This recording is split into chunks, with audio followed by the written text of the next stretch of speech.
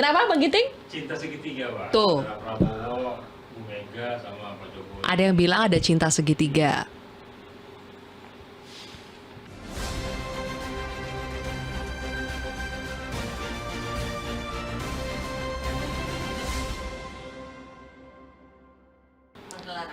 Menghela nafas, artinya apa tuh Bang? Bingung, cinta segitiga tuh apaan lagi sih? Iya, pengamat biasa mengartikannya bahwa ini ada hambatan lah. Siapa karena pengamatnya? terjebak Adi Praitno, Iya, Mas ntar gua tanya Adi Kodari, dulu, maksudnya apa ya? yang kita undang ke sini. Bahkan kata Pak Dari, Mega yang harusnya temui Prabowo. Iya, Kodari bilang seharusnya Bu Mega yang menemui Pak Prabowo. Ya itu kan kata Kodari.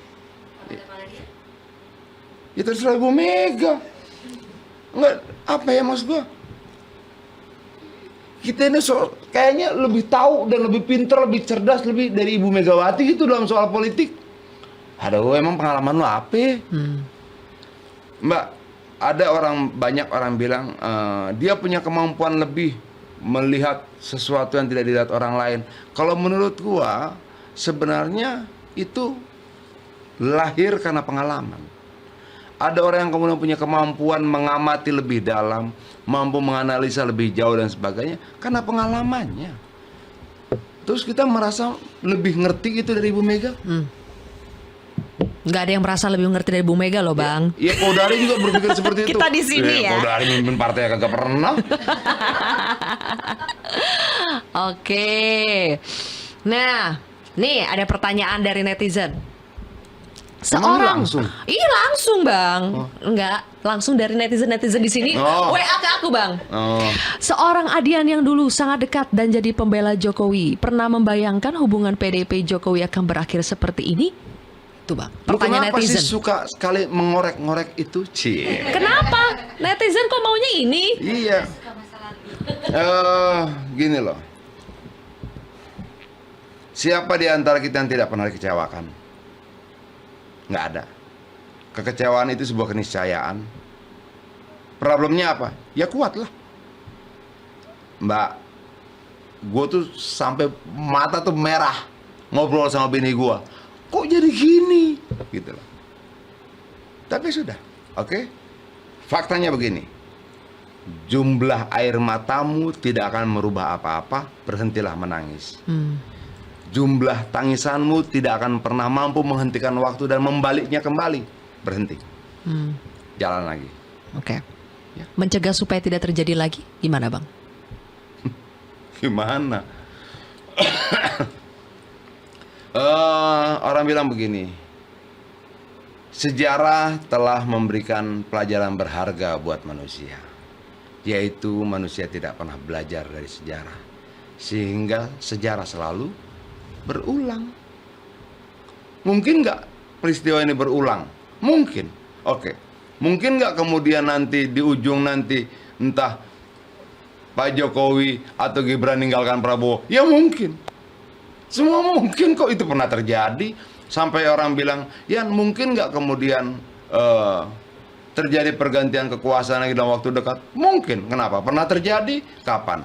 Loh, Soeharto itu dilantik tanggal 11 Maret 98, turunnya 72 hari kemudian. Segala sesuatu mungkin terjadi. Pernah terjadi. Semua yang pernah terjadi bisa kembali terulang. Makanya sejarah pernah memberikan pelajaran berharga bagi manusia, bahwa manusia tidak pernah belajar dari sejarah. Itu sebabnya sejarah selalu berulang.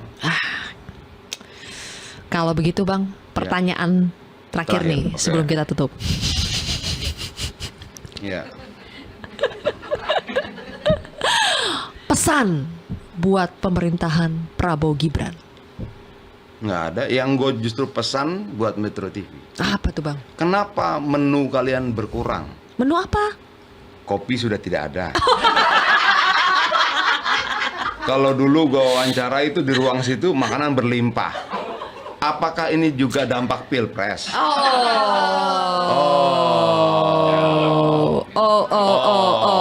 Karena dari tadi nih, Ini ya, dari tadi nih gue di belakang ya. Jangan jauh dari mic. Minum dong, Dekat. minum. Dikasih apa? Kertas Apa? sama dispenser. Gelas bang. Iya, gelas kertas sama dispenser. Waktu dulu gua ke Metro TV, bos, waduh, pilihannya kopi, teh, ini. Bang, Nggak ada.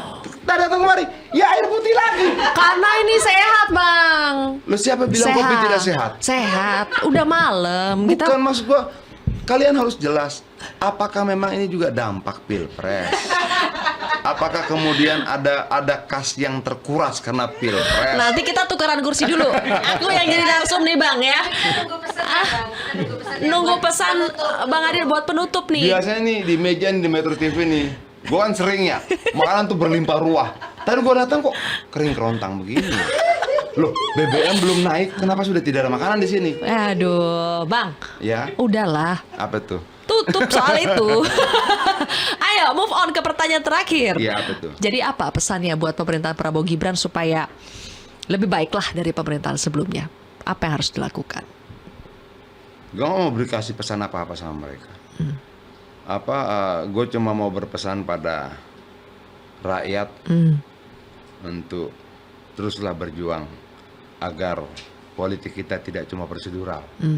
Artinya kalau kita tidak mau bahwa politik dan pemilu itu, demokrasi itu berhenti pada prosedur, maka berjuanglah buat hak-hakmu, hak atas informasi, hak atas upah dan sebagainya. Kenapa? Karena demokrasi tidak akan pernah terbangun dengan baik ya ketika kesenjangan itu sangat tinggi.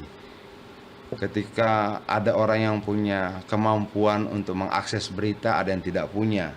Ada yang punya kemampuan untuk mengakses informasi, tapi ada yang tidak punya. Ada yang bisa dikontrol suaranya karena perutnya selalu bernyanyi gitu. Nah, saya pikir itu nggak boleh terjadi. Saya semakin yakin, nggak bisa. Demokrasi yang sehat hanya bisa dibangun di atas kesejahteraan. Kalau tidak, namanya demokrasi bansos. Jadi pengen nanya lagi. Sebenarnya bukan terkait bansosnya. Ini jadi teringat ngomong-ngomong soal Lu sudah seperti politisi. jangan bang, jangan. Tidak pernah menepati kata-kata. Lu bilang pertanyaan terakhir dan nambah lagi. Bang, hidup itu selalu penuh dengan dinamika. Iya, tapi lu tahu tidak bahwa banyak politisi yang selalu bingung. Kenapa rakyat percaya dengan omongannya? Sementara dia sendiri meragukan omongannya. Semalam tuh ada yang seru bang. Ini sayang kalau tidak ditanyakan. Jadi izin ya bang, tanya satu lagi nih. Soal semalam kan kita berdebat soal bagi-bagi kue kekuasaan, power sharing. Apakah itu justru yang akan menimbulkan riak-riak dalam koalisi yang nanti akan terbentuk di pemerintahan baru Prabowo Gibran? Bang Adian kan semalam bilangnya apa bedanya mau itu kue kah, porsi kah, sama aja sebetulnya kan? Bukan, karena dia bilang jangan bicara kue kekuasaan dong, tapi dia bicaranya porsi kekuasaan. Tapi kue itu kecil, porsi itu gede. Nah itu kan kontradiktif pernyataannya. Oke, terlepas dari diksinya ya Bang, tapi intinya Bang Adian melihat itu sebuah kewajaran tidak, bahwa memang koalisi ya isinya adalah bagi-bagi kekuasaan? Bukan soal bagi-baginya, tapi dibagi untuk apa? Itu loh, dibagi untuk apa dan siapa yang mendapatkan itu? Ya itu urusan mereka lah. Itu urusan mereka. Mereka mau namai itu kue terserah, mereka mau namai itu porsi boleh, mereka mau namain itu panci juga boleh, terserah. Oke deh, kalau Oke, gitu. siap. PD Perjuangan oposisi atau koalisi? Sampai sekarang tidak ada perintah ke kita untuk koalisi. Oke. Sejarah mengatakan kita sekian lama oposisi. Dan saya percaya bahwa sejarah bisa berulang.